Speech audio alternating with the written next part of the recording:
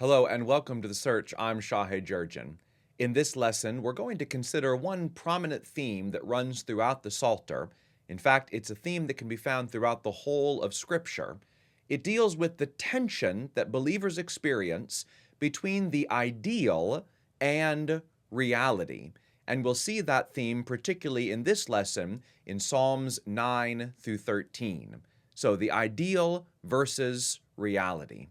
In Psalm 8, King David reflected on the world as it was in the beginning.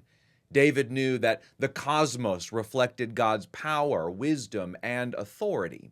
He also knew that while humans feel insignificant in the face of God's created world, Genesis 1 teaches that there is something special about humanity.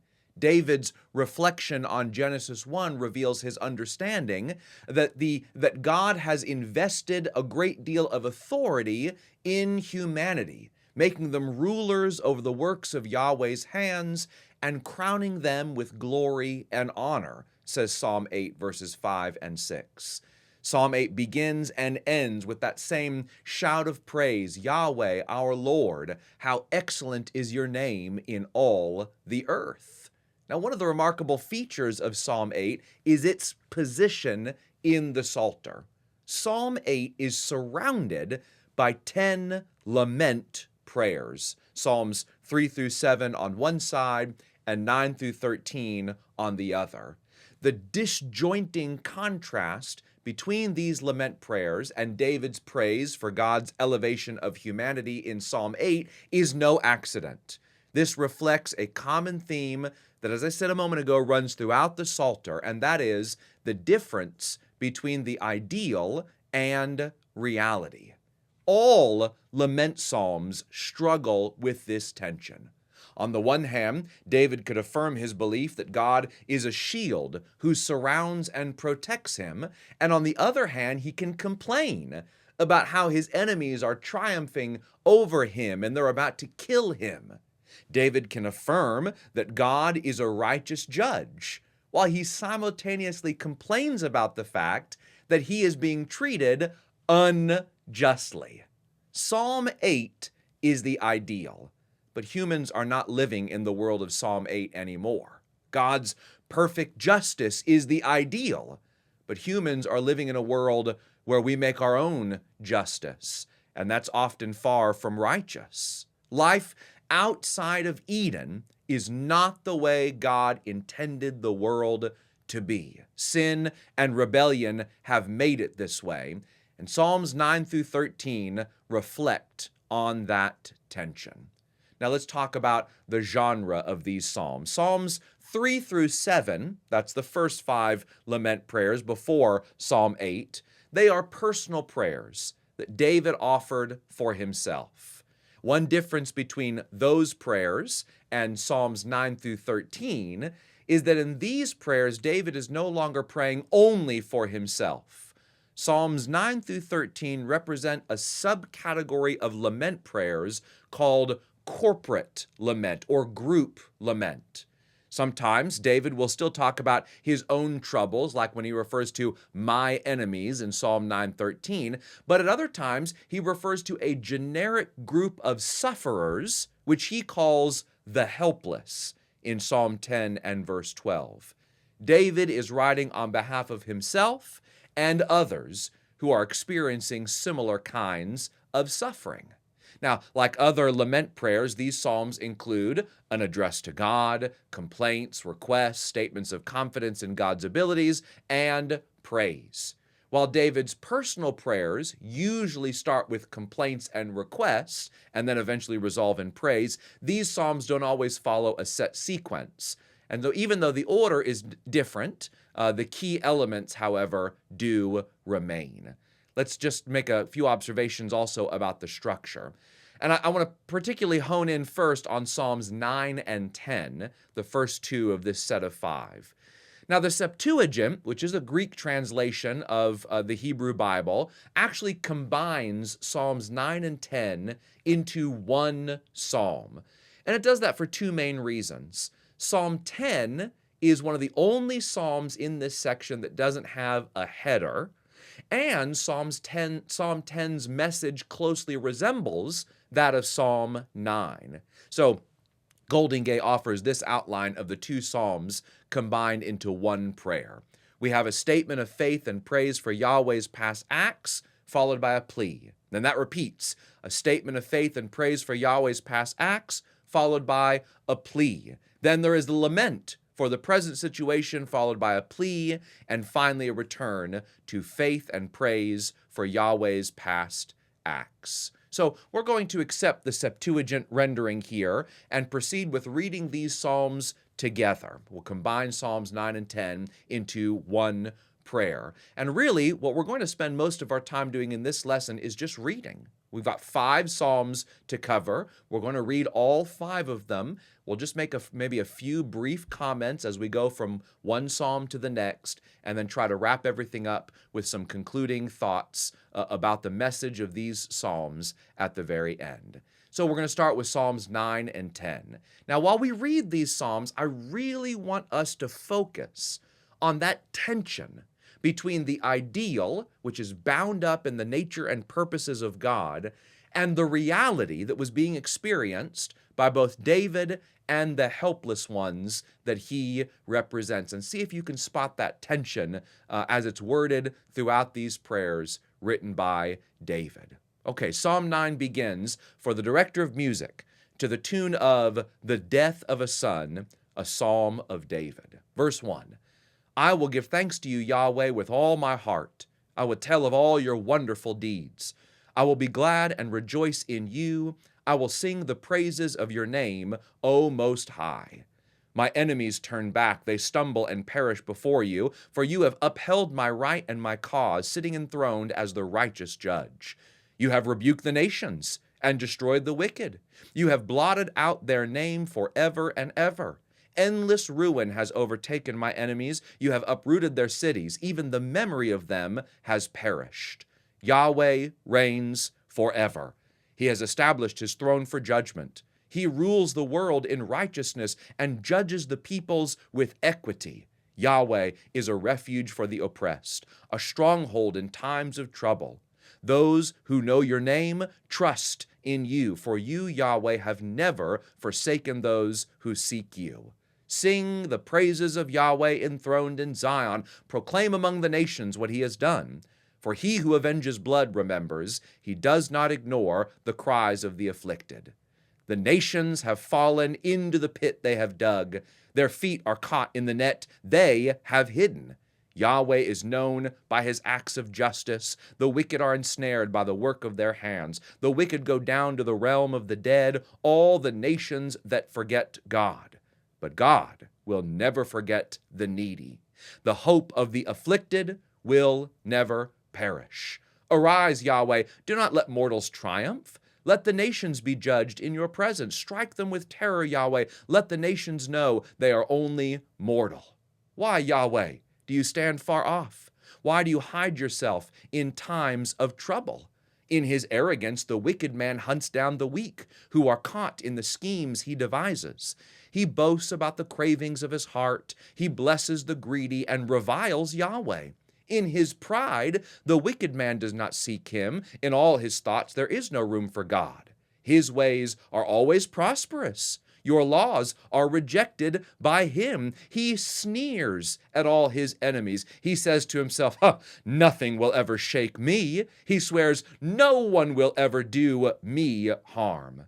His mouth is full of lies and threats. Trouble and evil are under his tongue. He lies in wait near the villages. From ambush, he murders the innocent. His eyes watch in secret for his victims. Like a lion in cover, he lies in wait. He lies in wait to catch the helpless. He catches the helpless and drags them off in his net. His victims are crushed. They collapse. They fall under his strength. He says to himself, God will never notice. He covers his face and never sees. Arise, Yahweh. Lift up your hand, O God. Do not forget the helpless. Why does the wicked man revile God? Why does he say to himself, he won't call me to account? But you, God, see the trouble of the afflicted. You consider their grief and take it in hand. The victims commit themselves to you. You are the helper of the fatherless. Break the arm of the wicked man. Call the evildoer to account for his wickedness that would not otherwise be found out. Yahweh is king forever and ever. The nations will perish from his land. You, Yahweh, hear the desire of the afflicted. You encourage them, and you listen to their cry, defending the fatherless and the oppressed, so that mere earthly mortals will never again strike terror. The combined message here of Psalms 9 and 10, this is from Wilson's commentary. He says the combined message of Psalms 9 and 10 says this. It speaks a message primarily to those within the community of faith, but also serves as a critique to those who stand outside that community and are often in opposition to it. The message is one, notice, of humility, limitation, and responsibility. Now, I want to spend just a minute talking about these three words that Wilson outlines as the core message of Psalms 9 and 10, humility, limitation, and responsibility. Wilson goes on to explain that the evildoers that are discussed in these Psalms, in this prayer, often exude arrogance. They don't care at all about the wisdom and guidance of God. In fact, they think basically nothing of God. But the contrast to that is the humble, who are those who recognize the power of God and depend entirely on Him, even though it's no easy task to give up control. By the word limitation, Wilson means a recognition of one's own powerlessness. And then when he talks about responsibility, he writes this: humans are not empowered to seek their own benefit, nor are they given power to rule autocratically as they see fit. Rather, humans have derived authority from God to see that the earth and its inhabitants are cared for and become fruitful. Human responsibility turns outward, away from self-benefit, to seek the wholeness of all creation. And so we see that contrast that David establishes in this prayer, the contrast between those evildoers who only bring harm on their fellow man and those righteous. They are oppressed and they are helpless. They have learned to depend on God, but they have also learned that by His power, they can bring not harm, but good, not fear, but blessing. And so that contrast, well established in the Psalter, is very common also in other wisdom books of the Old Testament. All right, let's now shift into a discussion of Psalm 11, the next in our series of lament prayers. Psalms 9 and 10, as we've seen, have made the case for radical trust in God, dependence wholly on Him. Humanity, though elevated by the Creator to rule the world, Psalm 8, can accomplish nothing meaningful without the Lord. Humans are entirely dependent on His grace, power, and authority. And David understands these truths, which is why Psalm 11 exists. Psalm 11 is a wonderful declaration of trust in Yahweh. Let's read it. For the director of music of David. In Yahweh I take refuge. How then can you say to me, flee like a bird to your mountain? For look, the wicked bend their bows. They set their arrows against the strings to shoot up from the shadows at the upright in heart. When the foundations are being destroyed, what can the righteous do? Yahweh is in His holy temple. Yahweh is on His heavenly throne. He observes everyone on earth. His eye examines them. Yahweh examines the righteous, but the wicked, those who love violence, He hates with a passion. On the wicked He will rain fiery coals with burning sulfur. A scorching wind will be their lot. For Yahweh is righteous. He loves justice. The upright will see His face.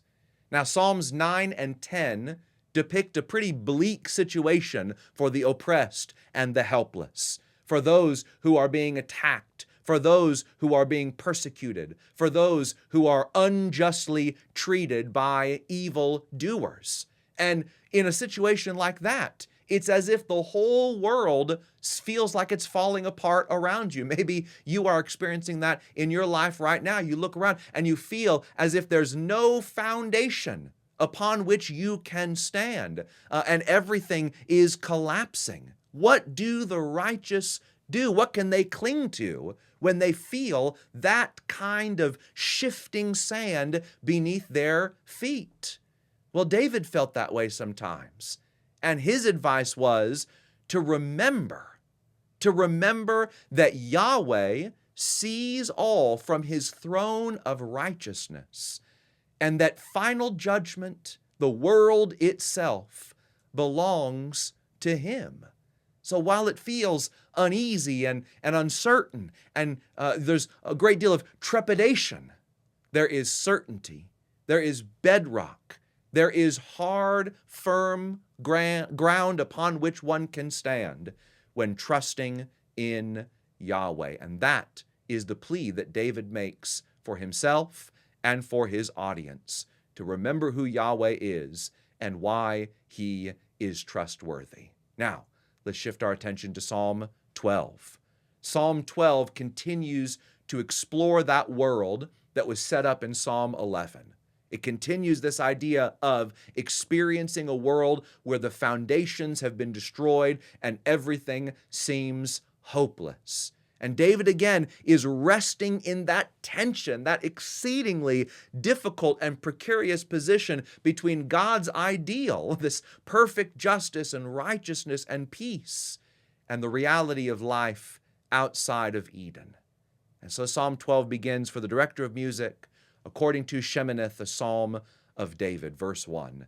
Help, Yahweh, for no one is faithful anymore. Those who are loyal have vanished from the human race. Everyone lies to their neighbor. They flatter with their lips, but harbor deception in their hearts. May Yahweh silence all flattering lips and every boastful tongue. Those who say, by our tongues we will prevail, our own lips will defend us, who is Lord over us? Because the poor are plundered and the needy groan. I will now arise, says Yahweh. I will protect them from those who malign them.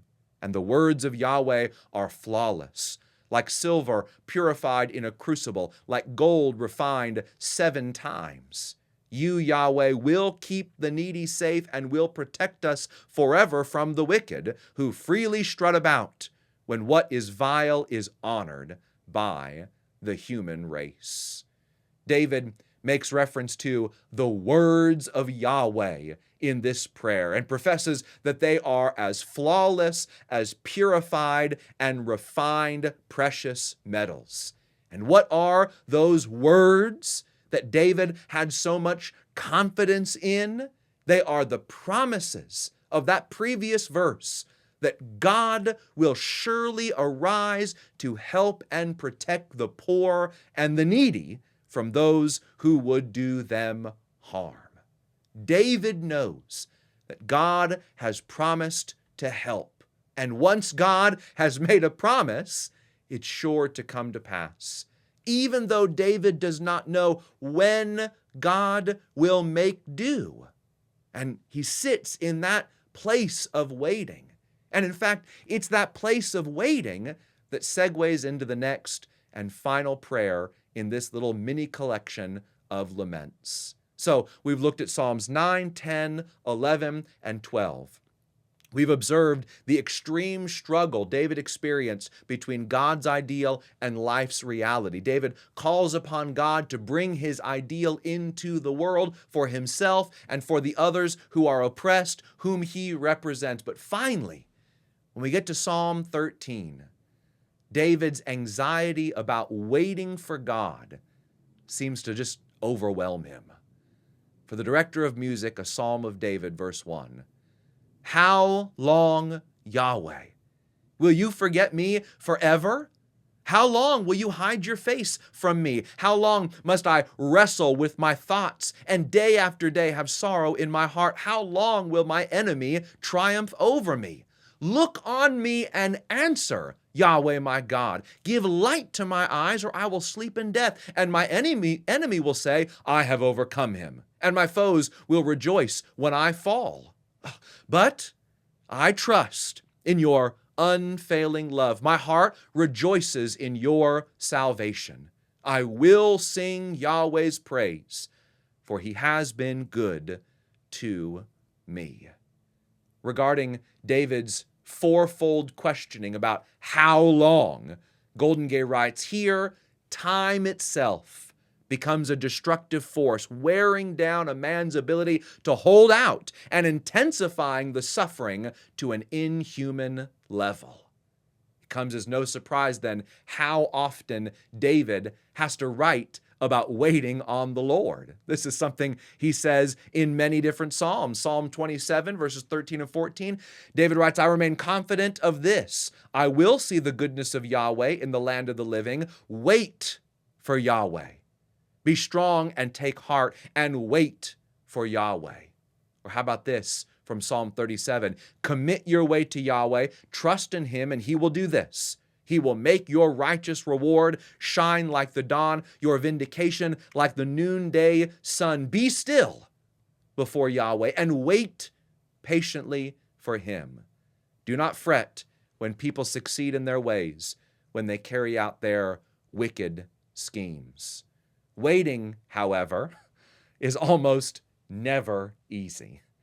And Psalm 13 reflects David's frustration with how long it's taking God to act. You know, there is a kind of intense honesty to David's words that I think should be instructive for us. Be honest with God. Are you frustrated? Are you angry? Are you filled with bitterness, sorrow, maybe even feelings of hatred? Tell God. Talk to him about it. Because guess what? He already knows. Now, again, as is typical with most lament prayers, this psalm does not reveal any response from God. In fact, none of them do. These are prayers that are offered by David to the Lord, and he does not have an answer about how God will react. Yet somehow, even though David doesn't know what God is going to do, he always seems to be able, just through the simple knowledge of the fact that he knows God has heard his petition, to put his troubles aside and to affirm his trust in God's loyal, saving love. He can even transition from prayer to song, to sing praises to Yahweh. And at the very end of Psalm 13, he reminds himself of his own life's experiences with God. Yes, it's not been the ideal of Psalm 8, but even in that difficult life lived outside of Eden, David can say, God has been good to me. God has been good to me. One other little note here, neat little thing about Psalm 13, there's kind of a progression in these three stanzas and the use of God's sacred name. In the first stanza, Yahweh is being accused of failing to act in a timely manner. In the second stanza, David desperately pleads that Yahweh will hear and answer his prayer. But it's only in the third stanza when David's prayer finally turns to praise and song for Yahweh. And I think this is a beautiful depiction of the sojourn of faith. Often we start with frustration and anger, and then we transition to pleading and crying, and finally to contentment. Contentment in the knowledge that even though the world is still not as it should be, God is worthy of praise. In the end, I think David's example stands as a guide for how to deal with the frustration that the world is not what it ought to be. We pray, we pour that angst before God, we tell Him the trouble, and then we reflect on how God has delivered His people in the past. And we remember that even though we might have to wait on the Lord, His unfailing love is ever present. He is a God who saves the weak and delivers the oppressed, so that all the faithful should join David in saying, I will sing Yahweh's praise, for He has been good to me. Thank you for joining me in this study of these 5 lament psalms from David. Come back next time as we'll continue to examine the Psalter together. Until then, God bless.